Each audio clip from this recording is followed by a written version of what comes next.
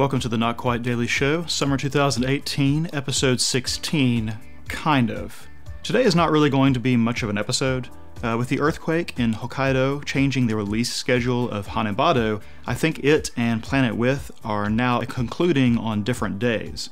Thus, it makes sense for me to do Planet With for its finale next week and Hanebado the week afterwards. Anything else would actually be kind of nonsensical. That leaves me doing Planet With today and next week.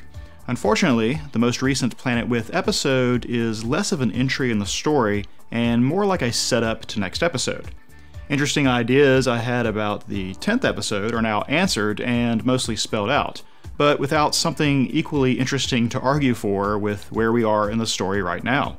So instead, today is just going to be a list of things we've seen in the story to this point that I think are important to its meaning, and some ways we might expect these elements to show up in next week's finale. First off, it seems that the purpose of time skipping is mostly about scaling up everyone's believable power levels.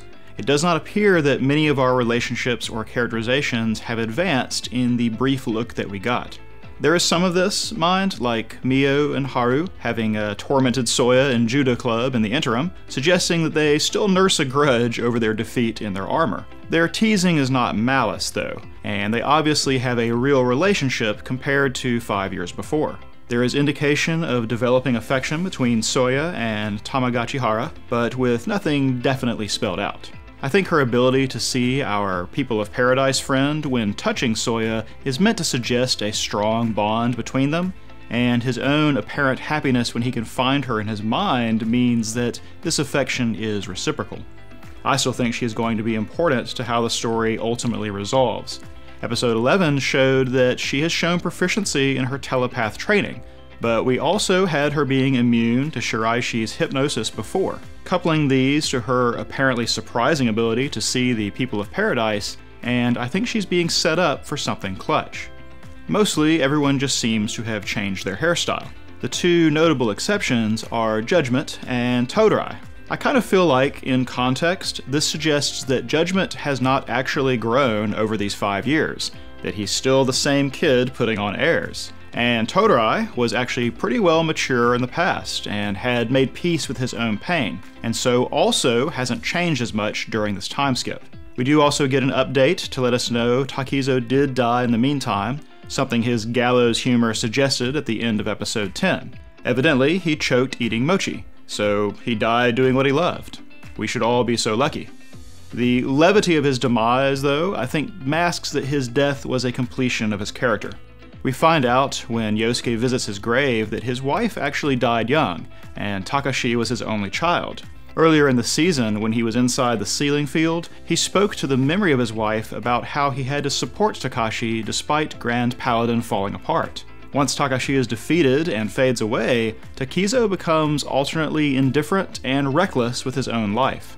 I think his son was his only driving purpose, especially considering the loss of his wife, and once his son is gone, his own purpose for continuing is gone as well. This actually neatly cleans up the finale, because it suggested pretty heavily that Takashi was some offshoot of the dragon itself all along, and the story Takizo told Yosuke about finding him falling to Earth and raising him is probably near the mark. The time-space portal evidently dropped the dragon out 50 years into the past, and Takashi was like some kind of psychic projection of the dragon or something. Perhaps some unconscious part of his original person. Thus, eliminating Takizo from the story allows the finale to be about the dragon and his brother's relationship, instead of also sort of about whatever we can call his relationship with Takizo. Might still have some impact, but it will certainly simplify things.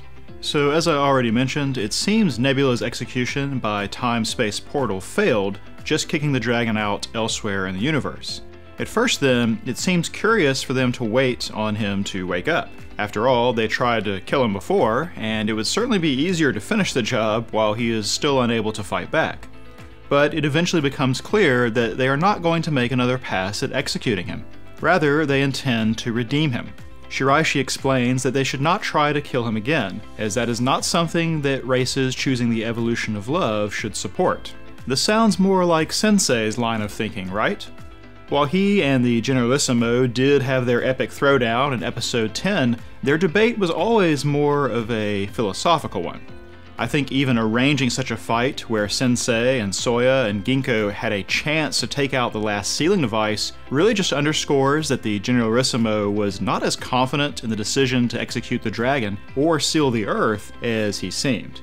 After one of the people of Paradise actually made it possible to reverse Earth's sealing, I'm sure his faith in that plan was pretty shaken. Thus, putting it up to a contest of wills in battle becomes a way of externalizing the decision, and gives some lip service to being fair, in the same way the Generalissimo believed in giving Earth advanced warning about the sealing. Sensei's original goal was to save the people of Sirius and the dragon. Keeping Soya alive and cared for is the closest he can get to saving Sirius, and preventing Earth from being sealed becomes an extension of his philosophy of watching over a people rather than controlling them. The amount of autonomy he gave Soya in their fights and decisions all along is consistent with his belief in the self-determination of others. Thus now, as they attempt to defeat the dragon, Sensei has a chance to meet his original goal in totality. Now, defeat actually turns out to mean making it possible that he can join the people of Paradise, as he is apparently the lone remnant of them that didn't surrender their physical form. In a way then, he is much like Soya, who is also the lone remnant of his people. I am going to guess that the parallels go much further than that. We don't know the circumstance of why the dragon refused to ascend with the rest, though this does seem like prime material for the finale.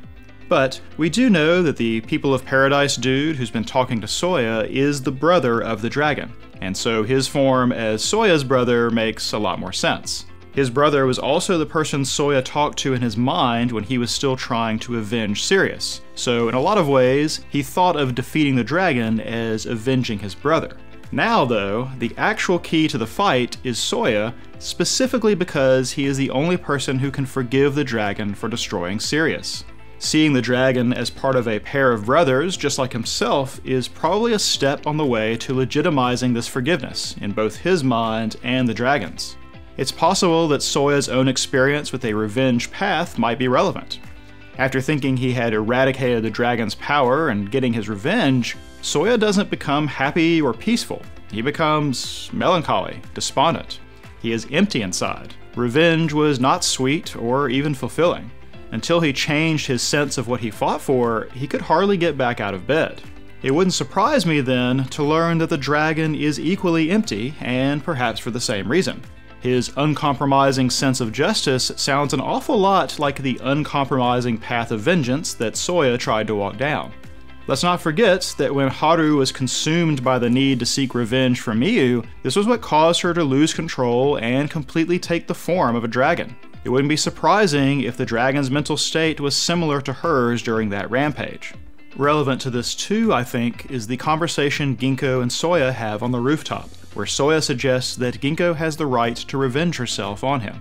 Not only does she refuse, she reaffirms their bonds as an adoptive family, and invites him to come to Riel one day, where he will face acceptance and forgiveness rather than any ire or justice. Soya evidently still harbors some remorse for what Sirius did, yet Ginkgo absolves him completely. Thus, I think related to this is the pattern of guilt that we have talked about before. Several characters have been shown to draw some motivation from feeling guilty.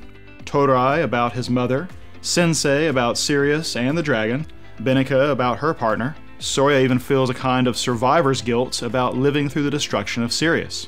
It would therefore be unsurprising to me that the dragon and perhaps his brother have some feelings of guilt from their past. Maybe the brother feels guilty about whatever caused the dragon to stay behind, and maybe the dragon had some kind of guilt that caused it to refuse the ascension of his people in the first place. Related to that idea is the final thing I want to mention, which is masks. We learn that the dragon's body is really just psychic armor that he has summoned again and again, covering himself in more and more layers until he has even forgotten the person underneath. Such an extreme action sounds like it could have arisen out of some crushing guilt, no? Hiding how one really feels with a mask is something we talked about several times, and is clearly visualized in the closing credits with the disparity between the reflections on Soya's mask. It's probably important to note then that Soya has two examples of removing a mask himself. One is in the end credits, when he removes the mask to look out on Sirius that was, the ideal that can never again be. The other is in his showdown with Yosuke in episode 9. This is when he has chosen a new purpose for himself. He appears outside of Sensei, putting himself in danger, yet reveals his true self and insists that he be called by his real name. Accepting a purpose of working to defend others, rather than only pursuing his own sense of revenge, leads him to a situation in which he doesn't want to hide anymore. If the dragon's form and unyielding sense of justice are both masks he hides behind, then getting him to remove them may require something similar. He must adopt a new purpose that supports others rather than judges them. Okay then, those are all my scattered thoughts as we head into the finale. I look forward to examining the series in total. I might take an extra day or two when that time comes, we'll just see. At this point, we will have one more Planet With episode, one more for Hanebado, and 2 more to finish out Review Starlight. That should end our summer 2018 season.